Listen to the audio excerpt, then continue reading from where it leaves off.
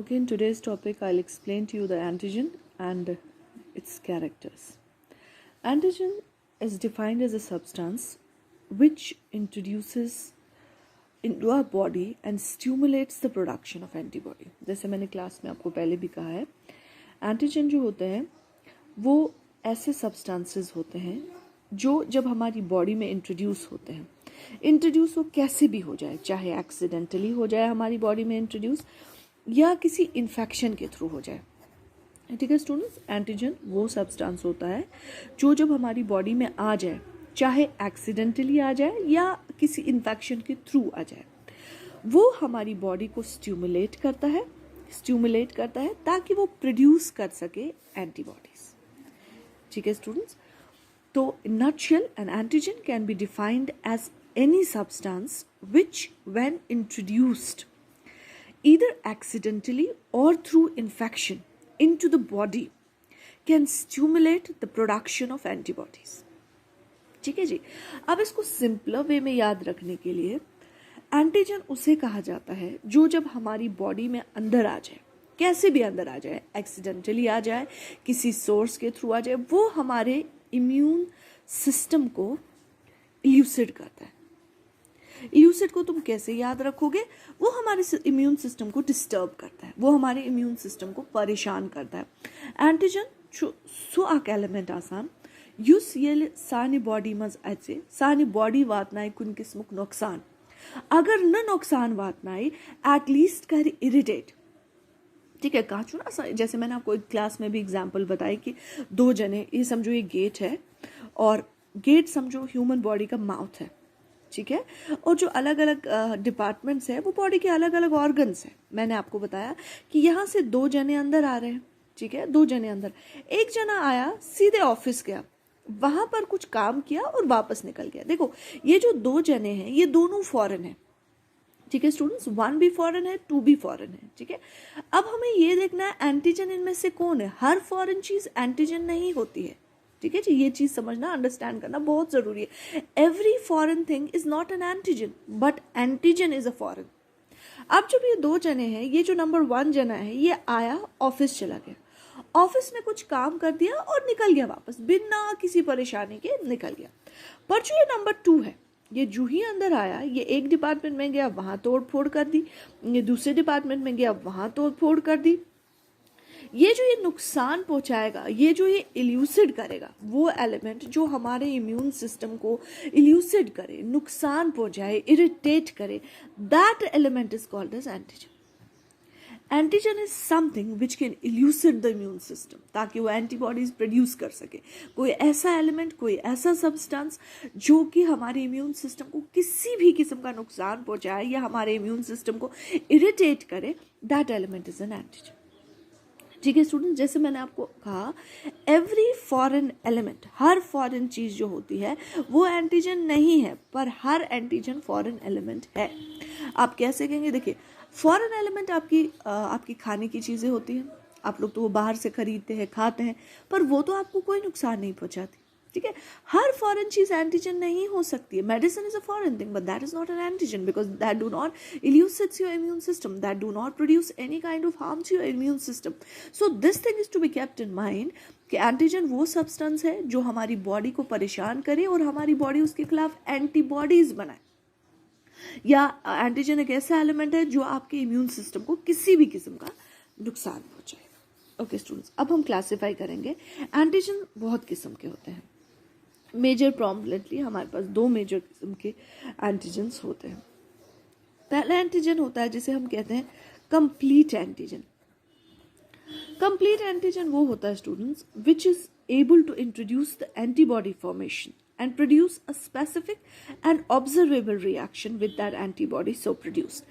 Complete antigen चे इस्तेमिस वना students use पाने पन्निस बलबूतस पे बिना किसी मदद के ह्यूमन बॉडी मज अचे तति कर रिएक्शन तो बनाए एंटीबॉडीज पानस कर यम्स खिलाफ एंटीबॉडीज बनन तो पत कर तिमन एंटीबॉडीजन से रिएक्ट तम वन कंप्लीट कशिर पर कितन थे तो याद कि complete antigen so uses independently सानी बॉडी मज अचे सनिस बॉडी हिंदिस इम्यून सिस्टम करे elicit, that is called as complete antigen. Complete antigen is one which is capable of elucidating the immune immune system and producing the antibodies. तमिस E1 complete. Second type जो आसान ताचिस वाला haptens. ठीक है students, haptens वो होते हैं student, वो एंटीजन होते हैं जो खुद, जिनमें कैपेबिलिटी नहीं होती है इंसान को बीमार करने की, मगर जब इंसान के बॉडी में कोई बीमारी होती है या कोई और एंटीजन होता है, वो एंटीजन उसकी मदद से इन्फेक्शन क्रिएट करता है.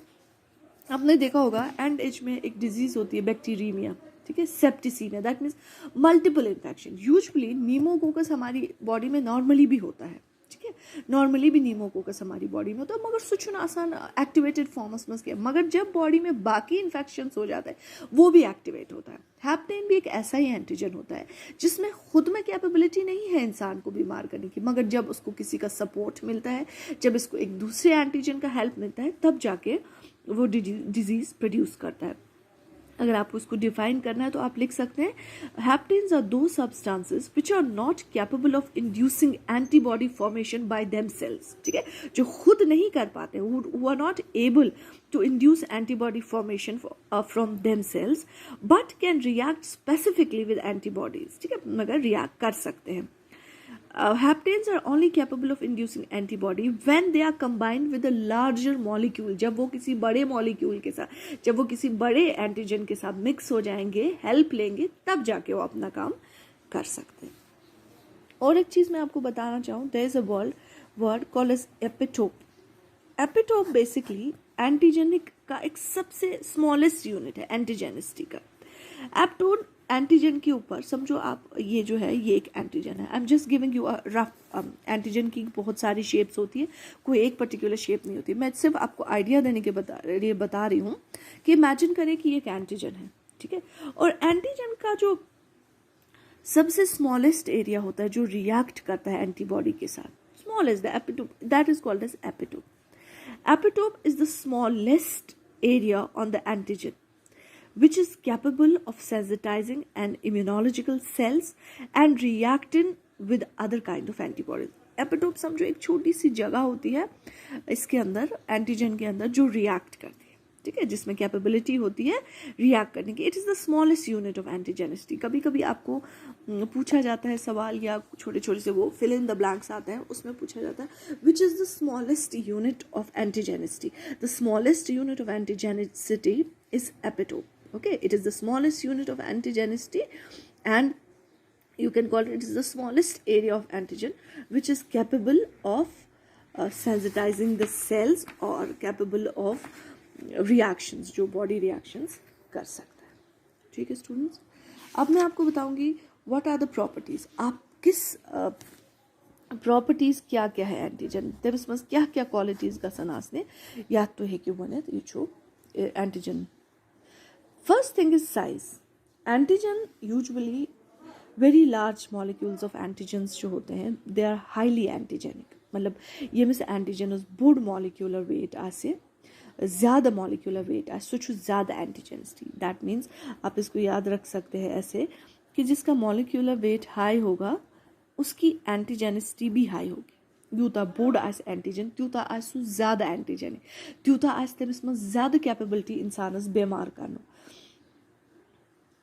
और जो लो मॉलिक्यूलर वेट होते हैं स्टूडेंट्स, उनमें कैपेबिलिटी उतनी ज़्यादा नहीं होती. ऐसा नहीं है कि वो इल्यूसिड नहीं कर सकते इम्यून सिस्टम को, डेफिनेटली कर सकते हैं. वो when it is to be compare, greater the size, larger the size of the antigen, larger is its capability of causing antigenicity. Lesser the molecular weight, lesser is the quality of capability of causing antigenicity. Second thing होता है chemical nature. Chemical nature मतलब वो आखिरी antigen छिकेम चीज़ बने होते हैं. ऐसा usually जो एंटीजन्स होते हैं वो प्रोटीन और पॉलीसेकेराइड्स के होते हैं. यूजुअली जितने भी जब हम जनरली एंटीजन्स को देखते हैं तो हम क्या देखते हैं कि या तो ये प्रोटीन होते हैं या तो पॉलीसेकेराइड्स होते हैं. ये इनका कॉमन नेचर होता है. और नेक्स्ट प्रॉपर्टी इनकी होती है डिग्रेडेशन. डिग्रेडेशन मतलब वो यिकित के मौकला मन क्या चुका सा. यूजुअली एंटीजेंस जो होते हैं वो इजीली फैगोसाइटोस्ड होते हैं, ठीक है, मगर ब्रोकन होने के बाद जिनमें स्टिल एंटीजेनिक क्वालिटीज़ होती है वही प्रॉपर एंटीजेंस कहलाए जाते हैं। देखो हमारी बॉडी तो फैगोसाइटोसिस करती है और फैगोसाइटोसिस से ही ये एंटीजेंस मैक्सिमम ख़त्म हो जाते हैं, मगर उस एंटीजन को सही एंटीजन कहा जाता है जो फैगोसाइटोसिस के बाद भी अपनी इम्यूनोजेनिसिटी को ख़त्म नहीं होने देता है, जो अपनी जो अपनी इम्यूनोजेनिसिटी को स्टिल कंटिन्यू रखता है। That is considered to be as the bestest antigen. Next होता है फॉरेननेस। फॉरेननेस मतलब वो substance that never come in contact with the lymphocytes. Foreignness का मतलब होता है सिंपली कि इसमें कितनी कैपेबिलिटी है इम्यून सिस्टम को इल्यूसिड करने की। जितनी ज़्यादा कैपेबिलिटी इसमें है इम्यून सिस्टम को इल्यूसिड करने की, इतना ये ह्यूमन बॉडी के लिए फॉरेन होता है। This is all students I can tell you. अब अगर आपको कोई भी डाउट हो तो आप मुझे बोल सकते हैं।